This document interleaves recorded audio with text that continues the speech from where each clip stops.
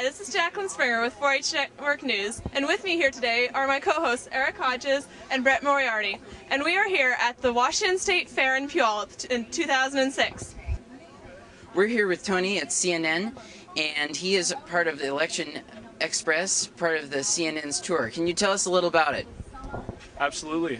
We're driving coast to coast between now and the midterm elections in November, and the goal of this tour is to talk to voters, talk to people who are out and about, get their opinions. We're going to put a lot of the opinions on air. We're going to put them on the website, and we're trying to get CNN out there and let people know that CNN is the #1 source for the midterm elections this year.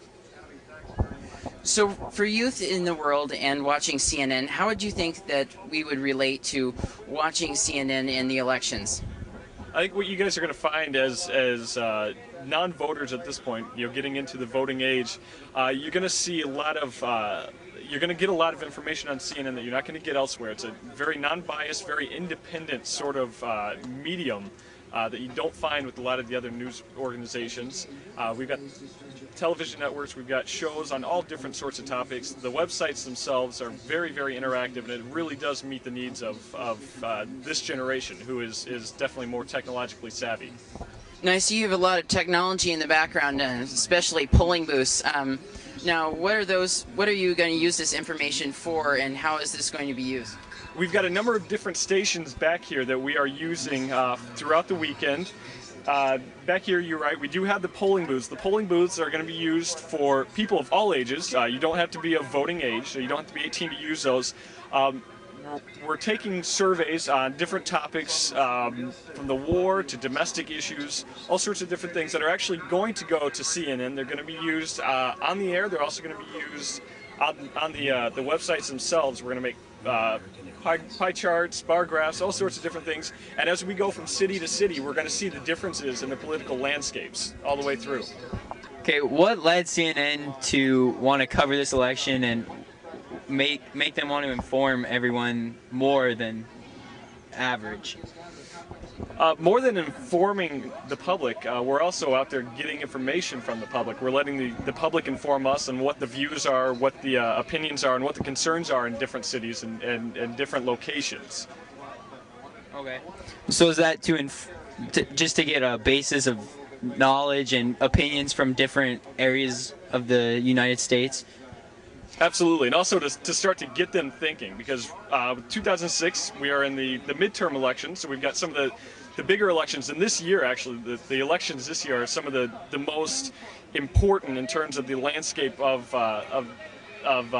Congress itself, Congress, Senate, the House. Right now it's so up in the air. The experts on CNN, the experts on all the networks honestly have no idea what is going to happen in the elections this year. So we want to get out there and make sure people are aware of the different issues and aware of the fact that the elections are coming up, and get them pumped up about voting.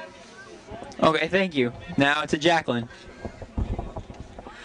I understand what you're doing with this project you have here, but what effect is it really going to have when it comes to the elections? We are offering the different issues that are out there, and we are actually, with the polling station in particular, allowing them to form their own opinions and to see what the issues are.